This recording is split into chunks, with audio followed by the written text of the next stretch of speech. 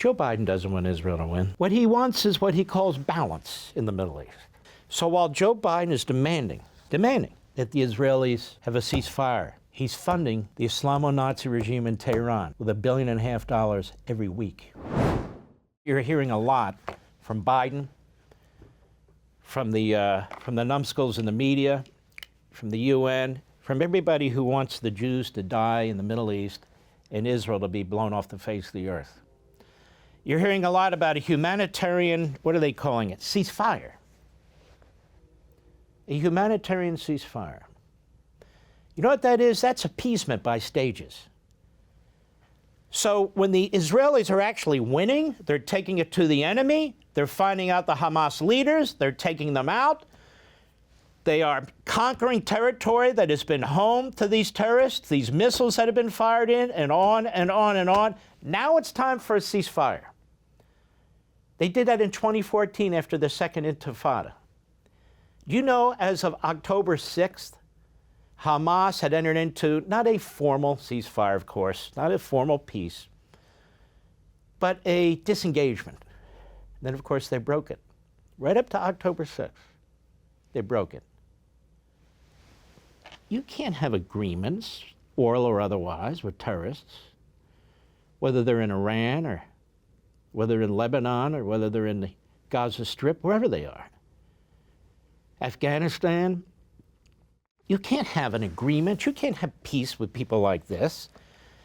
A humanitarian ceasefire. I want to give you a little bit of history. I touched on this on radio the other day. You guys heard of the Battle of Vicksburg in Mississippi? It was less a battle and more a siege.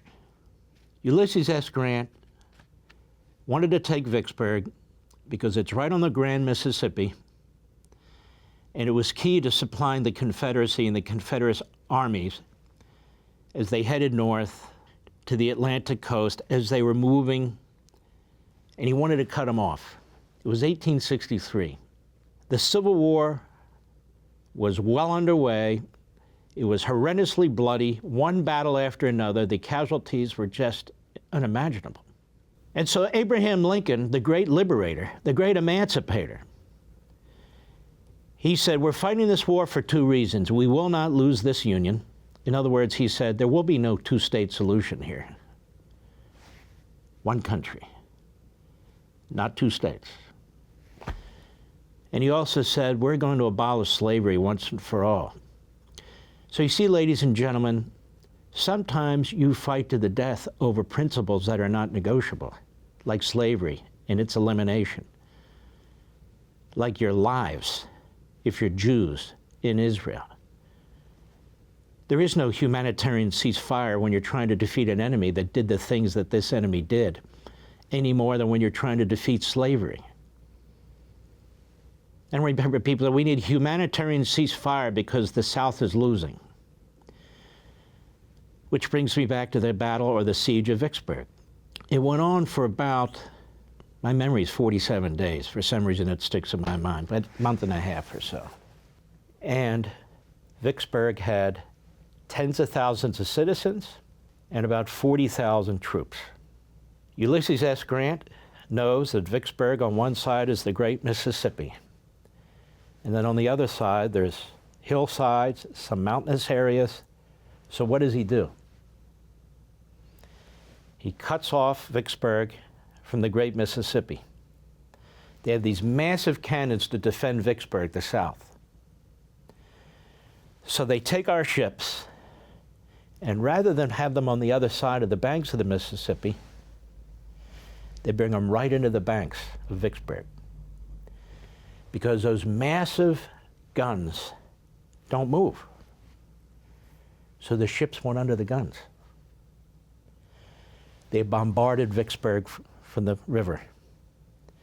They bombarded Vicksburg from all sides, relentlessly. There was no ingress, there was no egress. Plain English. Nobody could get in, nobody could get out. There were tens of thousands of civilians, 30 or 40,000 Confederates. And Grant said, we're not going to stop until they surrender. And if they don't surrender, Vicksburg will cease to exist. And they pounded them, and they pounded them. And what happened? People dug into the hills, they dug caves. They brought what food they had. Obviously, they weren't prepared.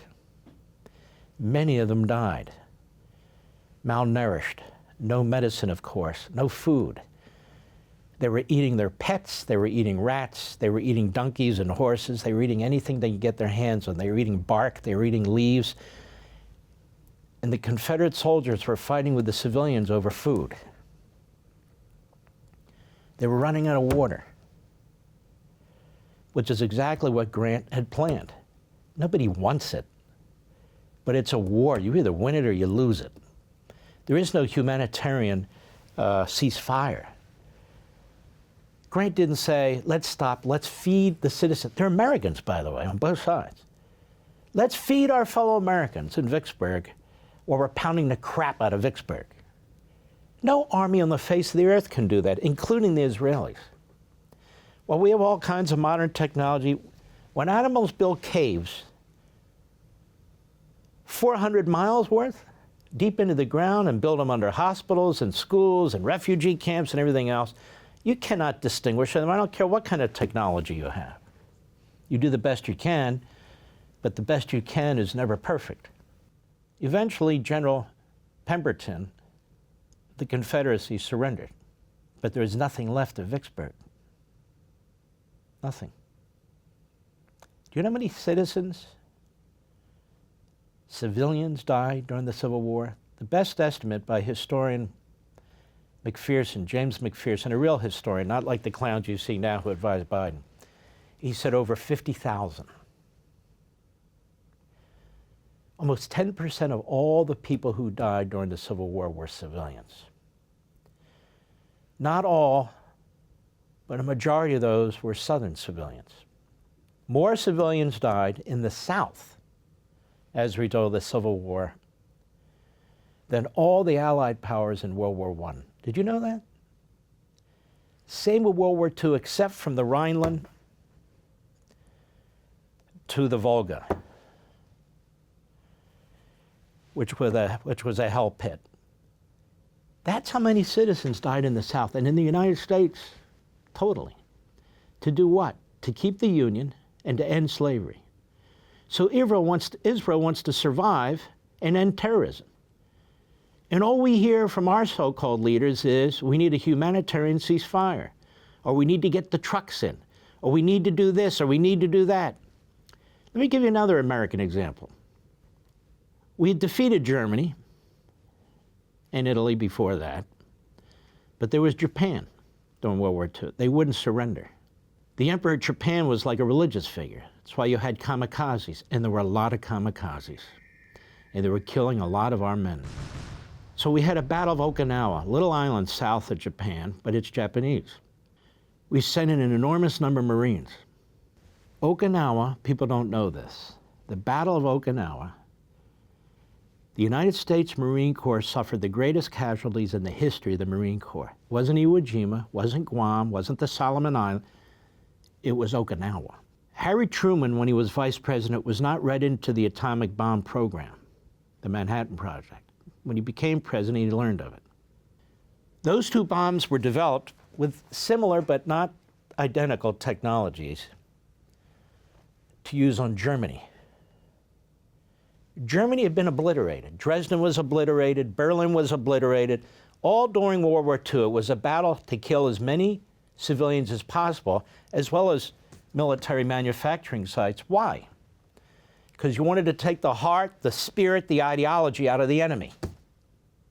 It wasn't enough to just defeat them on the battlefield.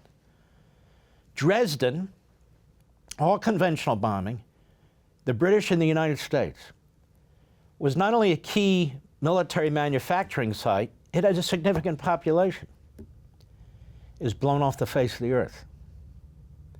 Bomber after bomber after bomber squad, British and American.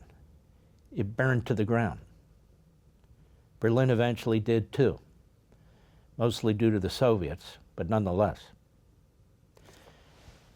But America was sick of this World War II. We'd lost hundreds of thousands of Americans. We didn't start the war with Japan. Japan started with us, Pearl Harbor. And so Truman becomes aware of the atomic bomb.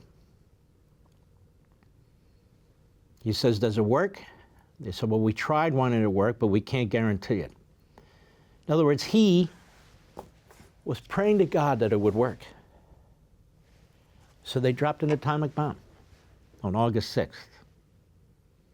And it worked. But Japan wouldn't surrender. Truman demanded an unconditional surrender. The emperor had offered a partial surrender with condition. He said, no, that's enough. This has to end. They said no. There was one bomb left. A little smaller than the first, but big enough.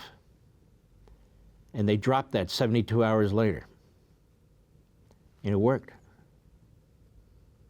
It blew a second city off the face of the earth. The emperor put up the white flag. He was ready, unconditional surrender. How many civilians died? Well, we didn't care. The whole point was to blow up those cities, civilians, non-civilians, it didn't matter. We wanted to win World War II. Enough was enough. 5 years of full-scale war. The casualties, horrendous. And then the war came to an end. And the negotiations between the United States, Soviet Union, and Britain, where Alger Hiss and FDR threw away half of Europe, but that's a whole other story. So now I circle back to Israel. Joe Biden doesn't want Israel to win. Not completely, not utterly. He doesn't want it to win. He wants it to do enough harm and enough damage to try and put Hamas in a box. Or maybe to defeat Hamas, but not so thoroughly defeat their enemy, our enemy, which has attacked us many, many times. Israel's enemy has attacked us. What do you think happened on 9/11? And 100 times before.